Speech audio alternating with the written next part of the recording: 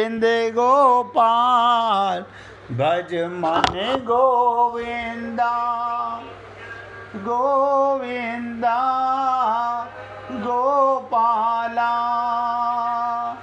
गोविंदा गोपाला गोविंद गोविंद गोपाल भज मन गोविंदा गोविंद गोविंद गोपाल भज मन गोविंदा गोविंदा गोपाला गोविंदा गोपाला गोविंद गोविंद गोपाल भज मन गोविंदा गोविंद गोविंद गोपाल भज मन गोविंदा गोविंदा गोपाला गोविंदा गोपाला। सभी पुण्य आत्मा पूरी एकाग्रता के साथ एक एक शब्द को हृदयंगम कीजिएगा। देखिए 3 दिन पूरे लग गए, आज का भी आधा घंटा इसमें लग गया। इसके बाद भी अगर हमारे को भगवान की पूजा में ही मज़ा आता है, मांगने में मज़ा आता है, तो इसका मतलब हम सुधरना नहीं चाहते, हम भगवान की कृपा को महसूस ही नहीं करते, हम खुद गर्ज हैं। पूजा माने तो प्रेम होता है, भक्ति माने प्रेम होता है। अब प्रेम में भगवान बंधते हैं, बाकी किसी पूजा से, किसी यज्ञ से, किसी हवन से, किसी पाठ से भगवान काबू में नहीं आते। तो पूर्व श्लोक में जो भी चर्चा चल रही थी, भगवान ने बताया, ध्यान से सुनिएगा, जो मुझे जिस भाव से स्वीकार करता है, दुश्मनी के भाव से भगवान दुश्मन बन के आ जाते हैं, प्रेमी के भाव से भगवान प्रेमी बन के आ जाते हैं, पुत्र भाव से भगवान पुत्र बन के आ जाते हैं, भाई के भाव से भगवान भाई बन के आ जाते हैं, मित्र भाव से भगवान मित्र बन के आ जाते हैं। तो भगवान कहते हैं जिस भाव से मुझे स्वीकारता है, मैं भी उसे उसी भाव से स्वीकारता हूँ। अर्थात मेरी प्रीति बहुत सरल है, बस सच्ची होनी चाहिए। बाहर के लोगों में हम अंदर से कुछ, बाहर से कुछ एक्टिंग कर सकते हैं, भगवान के साथ एक्टिंग नहीं चलेगी। बस वहाँ पंडित की ठगाई नहीं चाहिए, वहाँ तो हृदय की तड़प चाहिए। अब बताओ पंडित कैसे बताएगा आपको कि तड़प क्या होती है? पंडित तो श्लोक बोलेगा, श्लोक में कौन सा रोना आ रहा है आपको? हमने भी वो श्लोक रट लिए, हम उन्हीं को बोल करके समझ लेते हमने पूजा कर ली। भगवान कहते हैं मेरी प्रीति बहुत सरल और सुगम। ऐसा होने पर भी लोग भगवान का आश्रय क्यों नहीं लेते?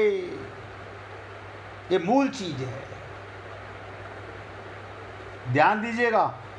ये सब सुनने के बाद, जानने के बाद हम मानते क्यों नहीं? भगवान की शरण क्यों नहीं जाते?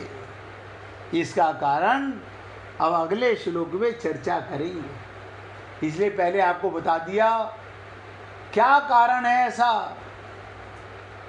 अभी भी खोपड़ी लगाते रहते हैं, नहीं पंडित जी से पूजा करा लेंगे, हमें अच्छी लगती है पंडित जी को 1100 रुपये देने में, प्रेम करने में भगवान से शर्म नहीं आती, ठगाई करने में शर्म आती है। तो 12वें श्लोक में भगवान क्या कहते हैं? कांक्षन्त कर्मणा सिद्धिम यजन्ते ही देवता क्षिप्रम ही मानुषे लोके सिद्धि भरवती कर्मजा। कर्मों की सिद्धि, फल, जो व्यक्ति कर्म करेगा फल पाने के लिए, कर्मों की सिद्धि क्या है? फल। मैंने मेहनत की, मुझे उसका फल मिला। मनुष्य देवताओं की उपासना किया करते हैं। ध्यान दीजिएगा, यहाँ भगवान बड़ी निचोड़ की बात बताने जा रहे हैं। ये जो आप और हम लोग देवताओं की पूजा करते हैं, भगवान कह रहे हैं, श्री कृष्ण। और कल मैंने बताया था, ये कृत ग्रंथ नहीं है, स्मृत ग्रंथ नहीं है, ये श्रुत ग्रंथ हैं। ये भगवान की वाणी है।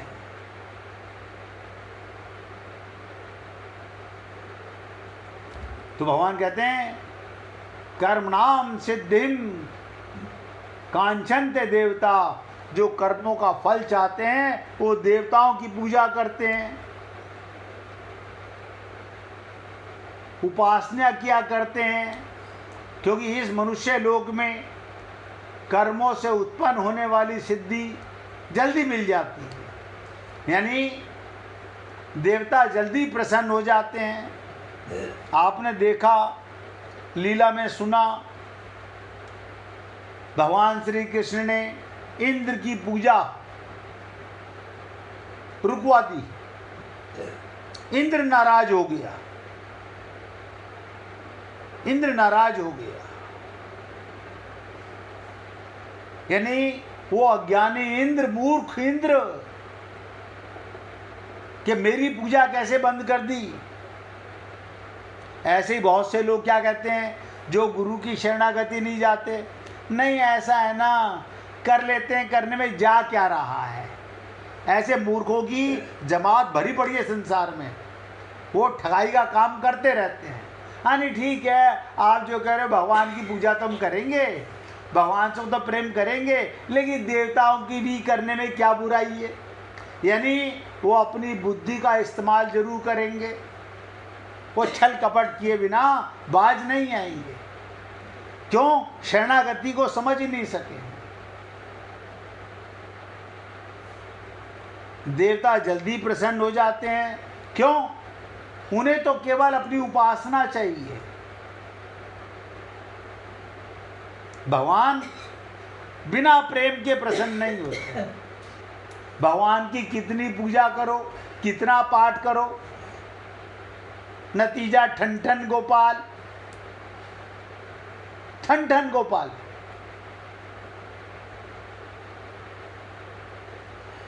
भगवान प्रसन्न नहीं हो सकते, भगवान को ठग नहीं सकते, भगवान छिलावे में नहीं आ सकते। अब ध्यान से सुनिएगा, भगवान क्या बताना चाहते हैं। लोग भगवान का आश्रय क्यों नहीं लेते, इसका कारण बता रहे हैं कि देवताओं से जल्दी सुख मिल जाता है। हमें धन मिल गया, हमें शरीर का बल मिल गया, देवता प्रसन्न हो गए हमारे से। भगवान प्रसन्न हो जाए तो सारे देवता अपने आप प्रसन्न हो गए। कैसी कमाल की चीज़ है। भगवान से प्रेम हो जाए तो देवता तुम्हारे पीछे पीछे चलेंगे। देवताओं की हिम्मत नहीं तुम्हारे खिलाफत कर सकें। क्यों? देवताओं के पास जो भी कुछ है वो भगवान का दिया हुआ है। इंद्र के पास किसका दिया हुआ है? भगवान का। अग्नि देवता के पास ये किसकी दी हुई है पावर? भगवान की। सूर्य देवता के पास ये प्रकाश किसका दिया हुआ है? भगवान का। लेकिन हम इन ठगों को अपने बस में करना चाहते हैं, क्योंकि हम शरीर का सुख, मन बुद्धि का सुख पाना चाहते हैं।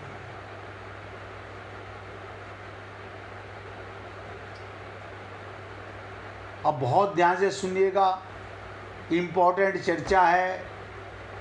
एकाग्रता रखोगे तो समझ पाओगे। और अगर इधर उधर मन भटकता रहा, अपनी बुद्धि इधर उधर घुमाते रहे, तो बुरा मत मानिएगा, कुछ पल्ले नहीं पड़ेगा। आपको लगेगा कि हम सत्संग में बैठे हुए हैं, मन इतना बदमाश है, इधर उधर घूमता रहेगा और नतीजा ठन ठन को पाल निकलेगा। सर्वत्र सर्वज्ञ और सुलभ, ध्यान दीजिएगा, सर्वत्र सर्वज्ञ और सुलभ हैं भगवान। ये बातें सुनने में बड़ी साधारण लगती हैं। कहाँ पर नहीं है भगवान? जहाँ आप वहाँ भगवान। बस इतनी सी बात सुन लो, आपको अपना पता चले मैं कहाँ पर हूँ, वहीं भगवान है। सर्वज्ञ हैं और इतने सुलभ हैं, उनसे ज़्यादा सुलभ कोई नहीं है। ये बातें आपने सैकड़ों बार ग्रंथों में, कथाओं में, संतों के मुख से सुनी, पढ़ी और जानी है, किंतु जानते हुए भी सत्यता को मानते नहीं हैं। नहीं वह ठीक है, वैष्णो देवी तो वैष्णो देवी जाने से प्रसन्न होंगी ना। बद्रीनाथ जी जाएंगे तो बद्रीनाथ भगवान प्रसन्न होंगे, केदारनाथ जाएंगे तो भगवान प्रसन्न होंगे। देखो कैसी कमाल की चीज़ है। हम अपनी ठगाई का काम सोचते रहते हैं बैठे बैठे। आप जानते हैं वो सर्वत्र हैं, फिर भी पाप कर्म करते रहने के लिए एकांत स्थान में छिप जाते हैं। जब हम पाप करते हैं, भगवान अपने होने का प्रमाण नहीं देते।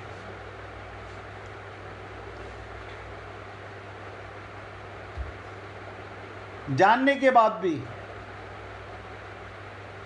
आप जानते हैं वो सर्वज्ञ हैं, फिर भी वो वहम पाले रहते हैं। मेरे पाप कर्म का कोई साक्षी नहीं है, मेरे मन को कोई नहीं देख रहा, मैंने जो धोखा किया उसे किसी को क्या पता। जानत है प्रभु सबके मन की। आप ये तो जानते हैं कि भगवान सुलभ हैं, फिर भी आप उनसे प्रार्थना करने सैकड़ों किलोमीटर दूर पर्वतों पर, ध्यान से सुनो, सैकड़ों किलोमीटर दूर पर्वतों पर कठिन मार्गों से होकर लंबी लाइनों में लगे रहते हैं। जिस पल आप मन में इस बात को मान लेंगे, उसी पल आप पाप मुक्त हो जाएंगे। जहां आप वहां भगवान हैं। भगवान को पाने के लिए कहीं जाने की जरूरत नहीं, क्योंकि भगवान आपके हृदय में बैठे हुए हैं। मिश्रा जी कुछ पूछना चाहते हैं? जी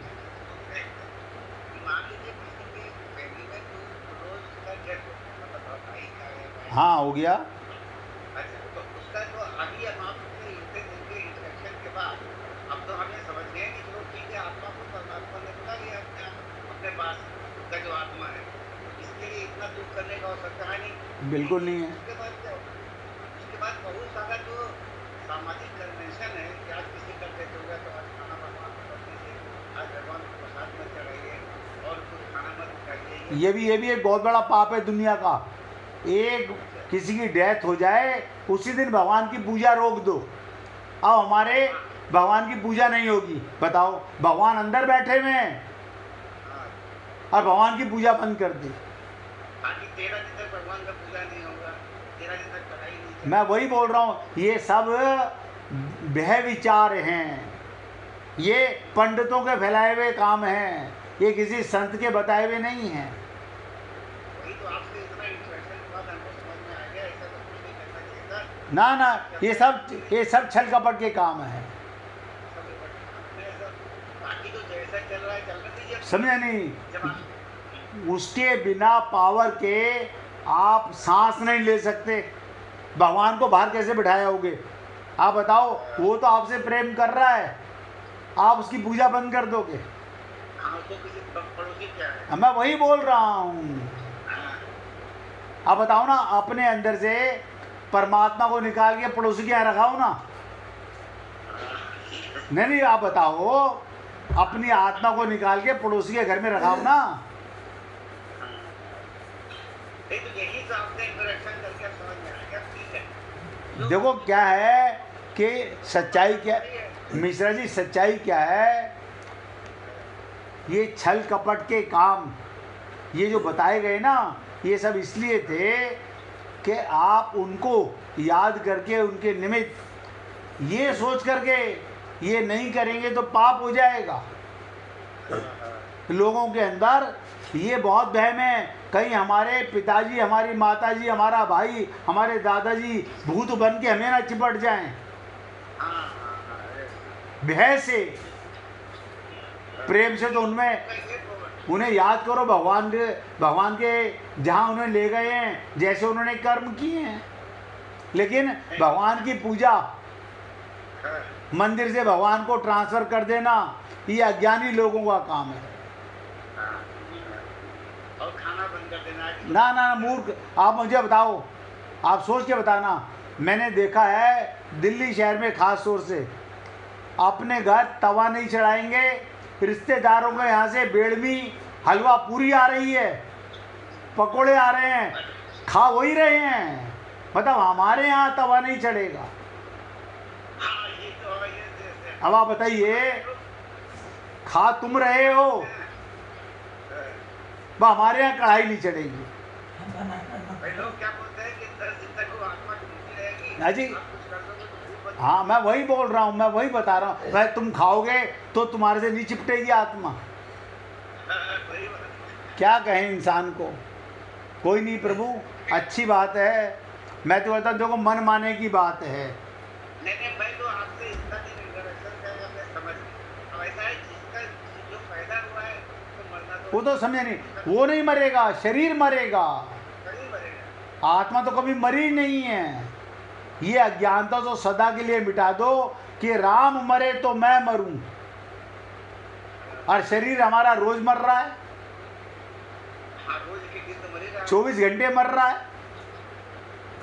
इसे रोक नहीं सकते और आप मर नहीं सकते। आप नहीं मरते, खाली शरीर मरता है। शरीर मरता है। आप बहुत ध्यान से सुनेंगे भैया, मनुष्य को नवीन कर्म करने का अधिकार मिला हुआ है। कर्म, क्योंकि कर्म योनि है, कर्म करने से ही सिद्धि होती है, ऐसा प्रत्यक्ष देखने में आता है। इस कारण मनुष्य के अंतःकरण में ये बात दृढ़ता से बैठी हुई है, कर्म किए बिना कोई भी वस्तु नहीं मिलती। अब आप देखिएगा, बच्चा पैदा हुआ, उसे माता चांदी के चम्मच से दूध पिला रही है। उस बच्चे ने कौन से कर्म किए, उसे चांदी का चम्मच मिला। एक ऐसी महिला है जिसके घर में सिर्फ मिट्टी का पात्र है, वो उससे दूध पिला रही है। वो ऐसा समझते हैं सांसारिक वस्तुओं की तरह भगवान की प्राप्ति भी, ध्यान से सुनो, लोगों के मन में धारणा है जैसे सांसारिक वस्तुएं, ऐसे ही भगवान की प्राप्ति भी कर्म से, तप से, ध्यान से, समाधि आदि से करने से होती है। भगवान की प्राप्ति नहीं होती। ये तप किस लिए करते हो? अपने मन को संसार से हटाने के लिए। ये ध्यान किस लिए करते हो? अपने मन को माया से हटाने के लिए। ये समाधि में जाते हो किस लिए? साधना करते हो किस लिए? उसके साथ सम होने के लिए, अपने कुचक्र को मिटाने के लिए। तो नाशवान पदार्थों की कामनाओं के कारण हमारी दृष्टि इस वास्तविकता की ओर जाती ही नहीं कि सांसारिक वस्तुएं कर्मजन्य हैं, एक देशीय हैं, हमें नित्य प्राप्त नहीं है, हमारे से अलग हैं और परिवर्तनशील हैं।